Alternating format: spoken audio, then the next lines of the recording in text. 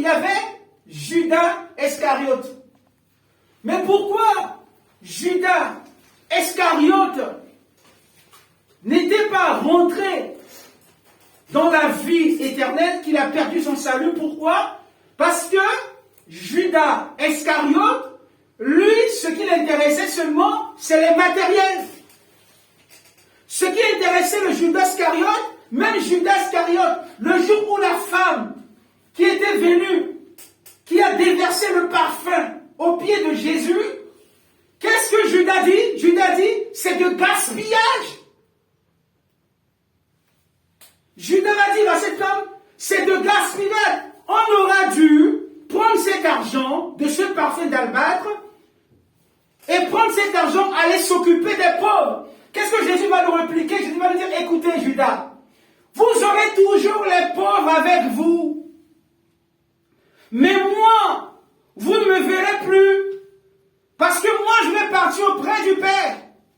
Donc on voit bien là, Judas est un mauvais serment.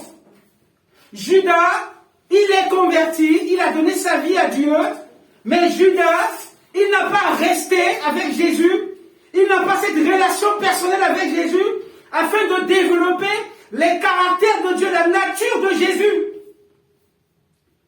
Et on va voir que il va sortir au milieu de ceux que Jésus a choisis. C'est pour cela que l'on ne soit pas étonné, que ne soyez pas étonnés que demain, il y a des personnes, il y a des chrétiens qui vont abandonner Jésus, qui vont abandonner la foi, parce que ce sont des chrétiens qui n'ont pas laissé Jésus-Christ travailler dans leur vie. Ce n'est pas des chrétiens qui ont eu une relation personnelle avec Dieu pour développer les caractères de Jésus. Et c'est des chrétiens qui sont avec Jésus, mais ils ne sont pas convertis totalement. Leur vie ne s'est pas changée totalement. Et c'est exemple de Judas. On va dire que, mais écoutez, comment Dieu peut sauver quelqu'un comme Judas et après il le laisse aller en enfer? Non, parce que le libre arbitre de Dieu, Dieu nous laisse faire nos propres choix. Dieu n'est pas un gendarme derrière nous. Lorsqu'on fait le choix de devenir chrétien, on doit savoir qu'on a des obligations derrière. Être chrétien, c'est comme si c'est l'exemple de se marier. Lorsqu'on sait qu'on est marié, on a une femme, un homme, on doit savoir que on doit marcher dans la fidélité. La fidélité doit faire partie de notre vie quotidienne.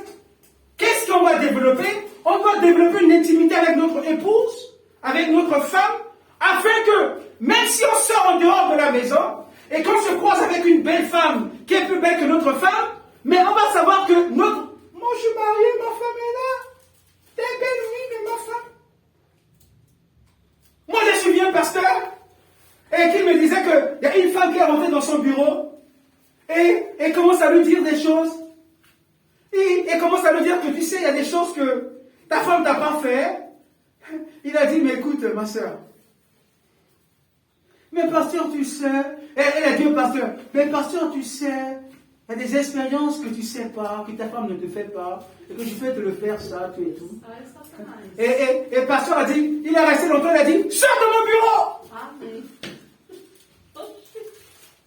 Et le pasteur lui dit que tu sais pas que je suis marié, mais parce que ce pasteur, il savait ce qu'on appelle la fidélité dans nos relations.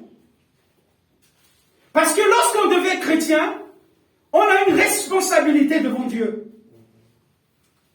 Ce n'est pas Dieu qui va venir faire les choses à notre place. Il y a des choses que Dieu va nous aider, mais il y a des choses, c'est d'autre part de responsabilité. Et c'est pour cela que Judas était avec les autres. Mais Judas a choisi seulement de trahir son maître. Parce qu'il avait en lui cet esprit matérialiste, cet esprit d'avarice qu'il avait en lui, et cet esprit d'avarice l'a amené loin de Dieu. Il a perdu. Cet esprit d'avarice l'a amené loin de Dieu, et il avait perdu son salut. On va dire, mais Judas, mais pourquoi il a perdu son salut? Est-ce que c'est Dieu qui l'a fait? Non, c'est lui-même. Ça veut dire qu'il y a des personnes au milieu de nous qui viennent à l'église, qui adorent Dieu, qu'un jour, par leur propre choix, ils vont perdre le salut. Et il y a des gens qui disent, mais lorsqu'on croit à Jésus, c'est fini. On ne peut pas perdre le salut. C'est faux. Lorsqu'on a Jésus, on doit entretenir notre relation avec Jésus-Christ afin de développer les caractères de Dieu. Et Judas est passé à côté. C'est exactement, la Bible dit, dans Jean au chapitre 6, les versets 62, la Bible disait qu'il y avait beaucoup de personnes qui venaient manger du pain. Et Jésus, comme Jésus, il est Dieu, homme en même temps, il est en train de lire dans la pensée de ces hommes qui venaient. Ils ne venaient pas dans l'intention de recevoir la parole qui transforme, la parole qui libère, la parole qui change. Mais ils venaient seulement dans le but de recevoir à manger du pain. Et il y a un moment donné, Jésus, il s'est arrêté et dit, écoutez, vous me suivez, je sais, mais vos intentions qui est là, vous voulez seulement manger du pain. Mais vous ne savez pas que moi, je suis le pain de la vie. Je suis le pain qui est descendu du ciel. Et là, la Bible dit, beaucoup de personnes, ils ont abandonné Jésus. Ils ont dit que, mais, la parole de cet homme est trop dure. Qui peut la supporter? Et là, Jésus, étant que Dieu, il va tourner, il va regarder les disciples et dire, mais, vous n'allez pas les suivre vous aussi? C'est dur, non, mes frères et sœurs? Jésus va dire à ses disciples, et vous là, vous n'allez pas les suivre? Et Pierre, qu'est-ce que Pierre va dire? À qui irons-nous? Tu as la parole de la vie éternelle. Donc là, Pierre a compris, s'il suivait Jésus, il sait pourquoi. Il sait pourquoi il suit Jésus.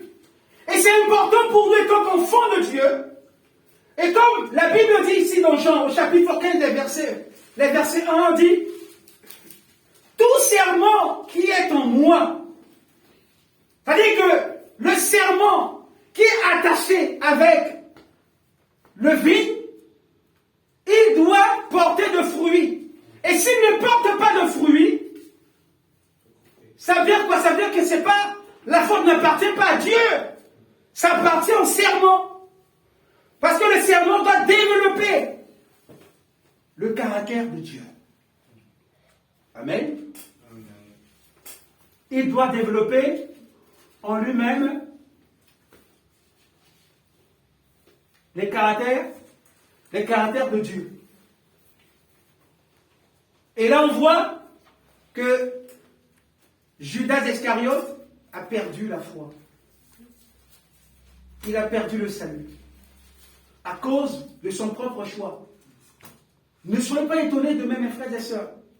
Vous allez croiser des personnes que vous connaissez et qui vont vous dire que je ne suis plus avec Dieu. Ne soyez pas étonnés. Et la première chose, c'est que je vais avancer ici, excusez-moi.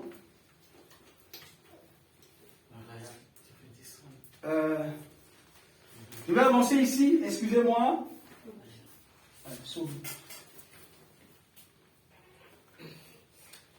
Voilà, c'est bon. La Bible déclare que,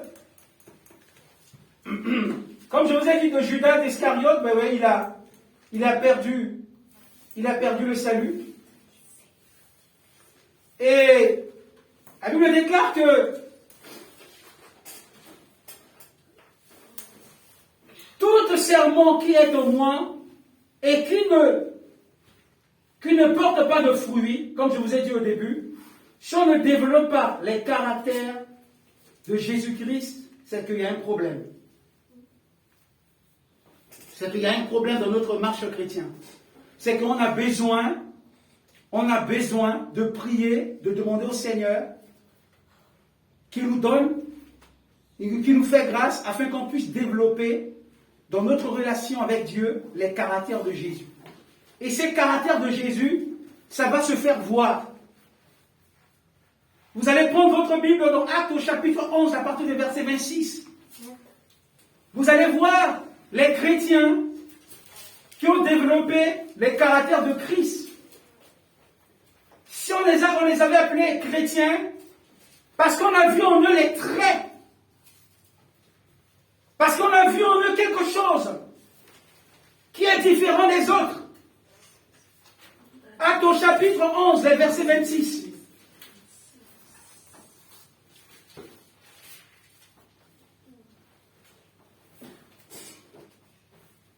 À l'église d'Antioche, vous allez voir ce verset. Si vous avez trouvé, quelqu'un a trouvé, on va lire rapidement.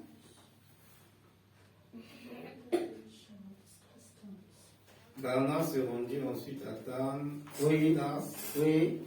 pour chercher Saoul. Oui. Et l'ayant trouvé, il l'amena à Antioche. Oui. Pendant toute une année, ils se réunirent aux assemblées de l'Église. Oui. Et ils enseignèrent beaucoup de personnes. Ce fut à Antioche que pour la première fois les disciples furent appelés chrétiens. Voilà. Pourquoi on est appelé chrétien ici? Quand on parle de chrétiens, ça veut dire des petits Christ, des petits Jésus. Mais pourquoi les gens les appelaient chrétiens, les petits Jésus? Parce qu'ils ont vu en eux les caractères de Jésus qu'ils ont développés dans leur relation personnelle avec Dieu. Comme je vous ai dit ici que lorsqu'on devient chrétien, on doit se consacrer dans la prière, on doit se consacrer dans la lecture de la parole de Dieu, dans notre vie quotidienne, dans notre temps de prière avec le Seigneur. Et ce temps de prière, ce temps de consécration avec Dieu, l'Esprit de Dieu, par sa grande puissance, il va travailler dans notre vie, il va travailler dans notre caractère. Parfois nous-mêmes, on ne rend pas compte, mais les gens de dehors qui vont commencer à voir en nous quelque chose de nouveau, quelque chose de différent. Même dans nos familles, les gens vont constater dans notre vie, eh bien, lui, il a changé. Mais lui, il y a quelque chose. Mais lui, on voit que lui, il n'est plus comme ça. Lui, il ne réagit plus comme ça. Lui, il ne fait plus les choses comme ça. Pourquoi? Parce que dans nos moments d'intimité avec Dieu, dans nos moments de prière avec Dieu, dans nos moments de consécration avec Dieu, il y a quelque chose de Dieu qui se passe dans notre vie et que nos yeux humains ne peuvent pas voir. Mais là, il y a l'action de Dieu, il y a la puissance de Dieu qui est en train d'agir dans notre vie et qui nous transforme en profondeur. Et c'est ce qui s'est passé dans la vie de ces disciples de Jésus.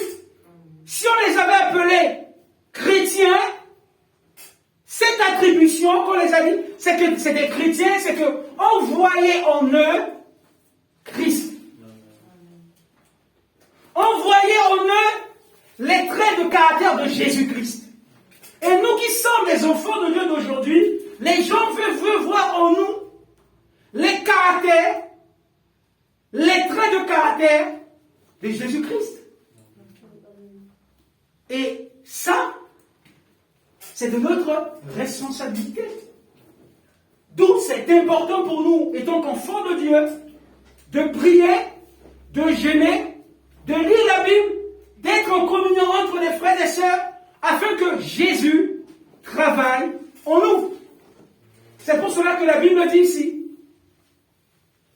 que à Antioche, pour la première fois, ce fut à Antioche que, pour la première fois, les disciples furent appelés chrétiens.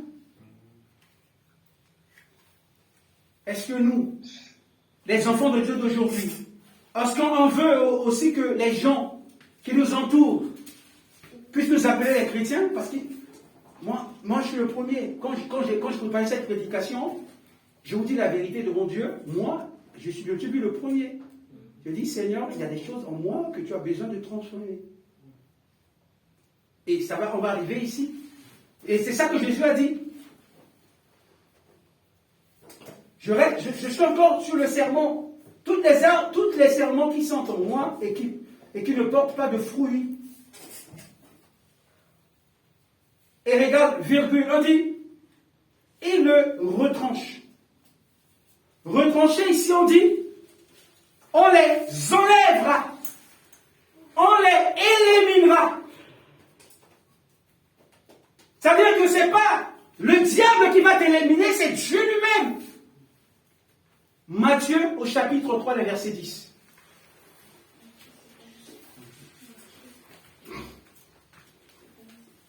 Matthieu au chapitre 3, le verset 10, on va lire au nom de Jésus. Rien. Je vais l'aider. Matthieu au chapitre 3, le verset 10.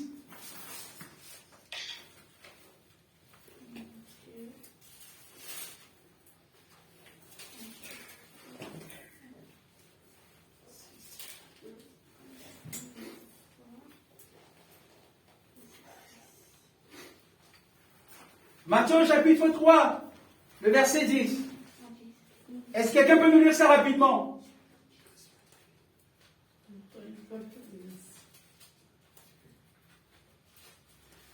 Déjà, la cognée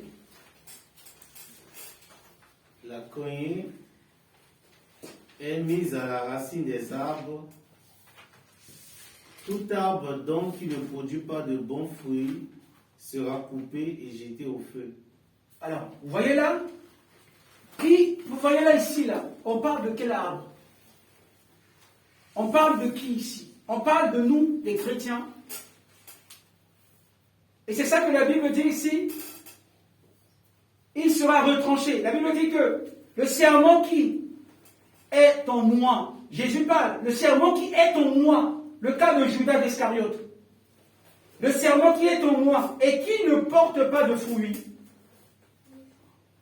il le retranche. Ça veut dire quoi?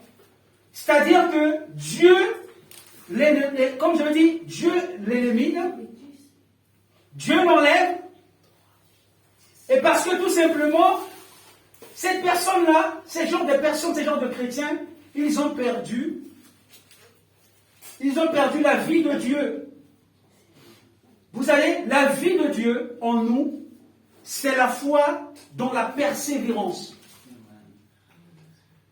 Vous voyez un peu ce que je veux dire? C'est-à-dire que la foi, ces personnes, ils ont perdu la vie de Dieu en eux.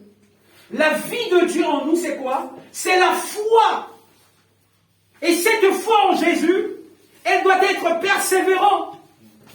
Persévérante dans l'amour de Dieu. Et c'est pour cela que si nous perdons la foi persévérante, mais c'est fini. C'est que Dieu nous a dit, il va nous enlever. C'est pas le diable qui va le faire, mais c'est Dieu. Alors c'est pour cela que nous qui sommes des serments, nous devons faire attention dans notre marche chrétienne. Et on reste encore dans le verset 2. Qu'est-ce que la Bible dit? Et tout serment qui porte de fruits, virgule.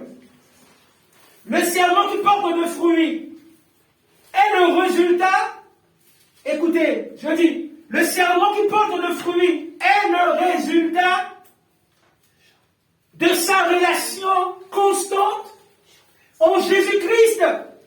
Ça veut dire quoi? Ça veut dire que le chrétien qui porte de fruits, c'est le résultat de sa relation avec Jésus. Plus que nous sommes en relation avec Jésus, de relation constante, ça veut dire que c'est pas aujourd'hui qu'on est avec Jésus. 1 an avec Jésus, 2 ans avec Jésus, 3 ans, 4 ans, 5 ans. Plus qu'on est avec Jésus, plus qu'on va développer les caractères de Jésus. Plus que tu es avec ta femme, plus que tu la connais, plus qu'elle te connaît. Plus que tu es avec ta femme, tu ne peux plus la mentir, parce qu'elle sait ce que tu es. Vous savez ça? Ah oui. Plus que ma femme me connaît, plus que je la connais. Seulement, elle me connaît. Parce que, vous voyez, ma femme me connaît, elle sait, elle connaît mon tempérament, je connais son tempérament. Je pense qu'un jour je prêchais, je dis, quand tu arrives à la maison, quand j'arrive à la maison, il n'y a pas de lumière à la maison, et que je vois que Selma est dans la chambre, il y a un problème. Et que je vais rentrer là-bas, je vais mettre la lumière dans la chambre, je dis, Selma, il y a un souci, dis-moi, j'ai fait quoi? C'est ça. Lorsqu'on est resté ensemble pendant des années,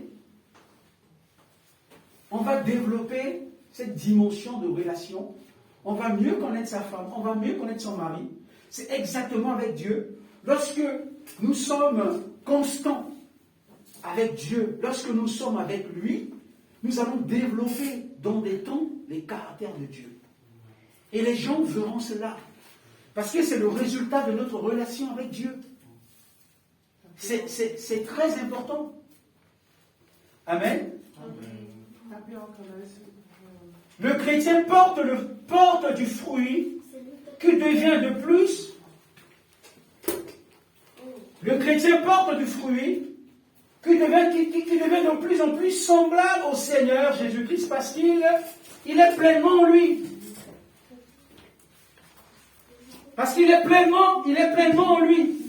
Et c'est pour cela que le sceptre, le serment qui est là, quand le serment il demeure attaché à Jésus, il développe son caractère.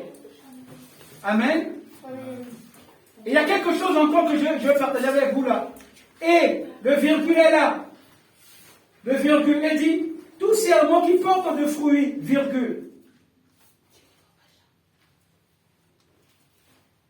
Tout le serment qui porte de fruits, écoutez bien. Voilà. Comme je vous ai dit, parce qu'il vit, parce qu'il vit pleinement en lui.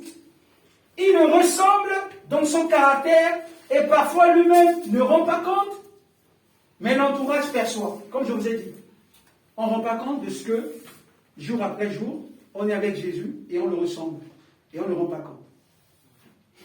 Et on a dit que il faudrait aussi que le sermon soit taillé. Et là, cette partie, c'est bon. Hein?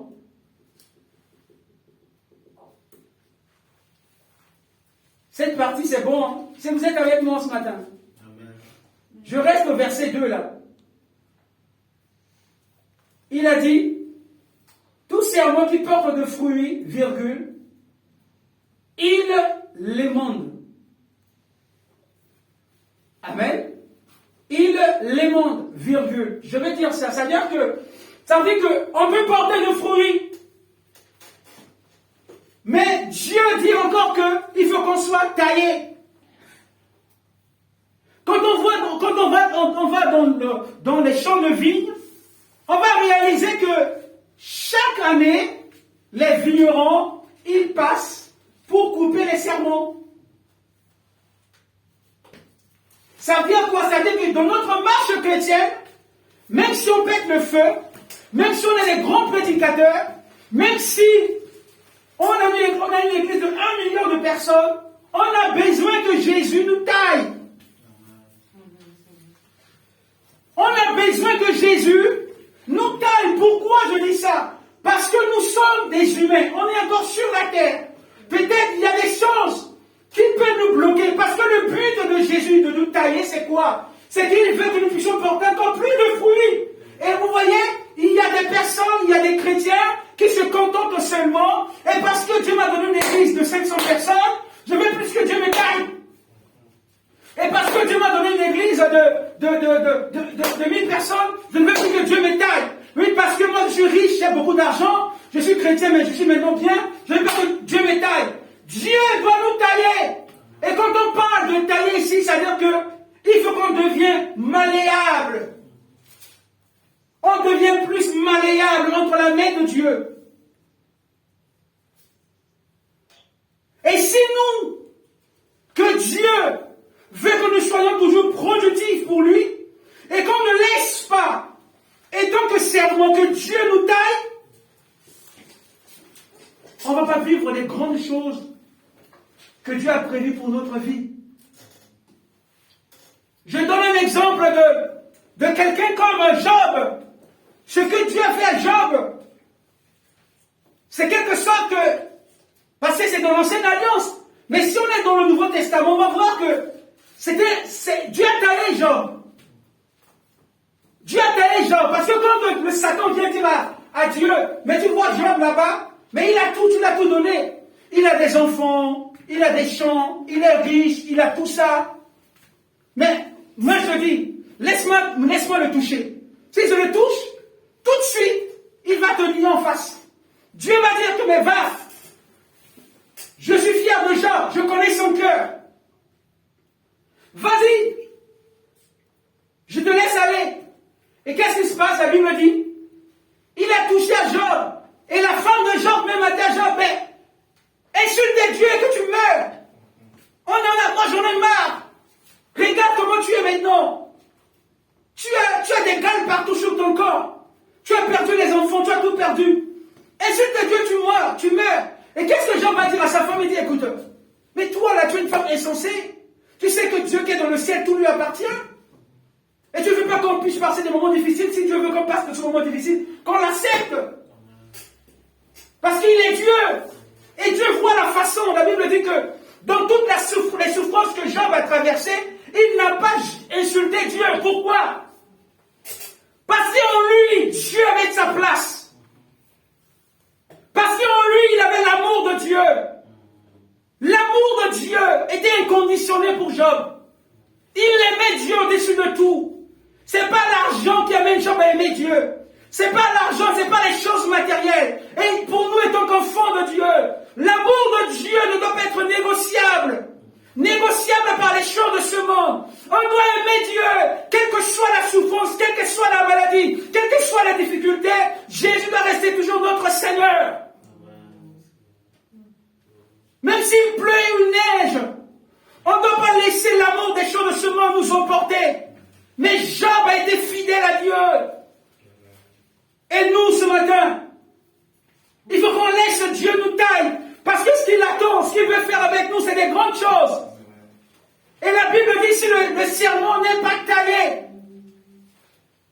n'est pas émondé par Dieu, la personne qui va nous émonder, c'est Dieu qui va couper. Parce qu'il veut que nous soyons encore plus productifs pour lui. Et ce matin, Dieu nous invite à accepter, même si on est arrivé à un niveau spirituel et que les personnes nous connaissent dans le monde entier, on doit toujours avoir cette humilité. On dit, Seigneur, me voici. Si tu as quelque chose à faire en moi, fais-le. Je me plie devant toi. Je m'abandonne à toi. Tu es le seul qui peut transformer ma vie et transformer mon cœur. Et que rien de ce monde nous amène à se détourner de ce que Dieu veut faire dans notre vie. Qu'on puisse avoir cette humilité, quelle que soit la position, quel que soit le niveau que Dieu va nous amener, mais restons toujours humbles et laissez Dieu nous modeler. Laissez Dieu nous traiter dans le but qu'on soit meilleur, plus meilleur pour lui. Le but de Dieu, c'est qu'il veut nous voir meilleurs. Il veut que nous soyons productifs pour l'avancement de son royaume. Et c'est ce qu'il attend de nous. Il les monde afin qu'ils portent encore plus de fruits.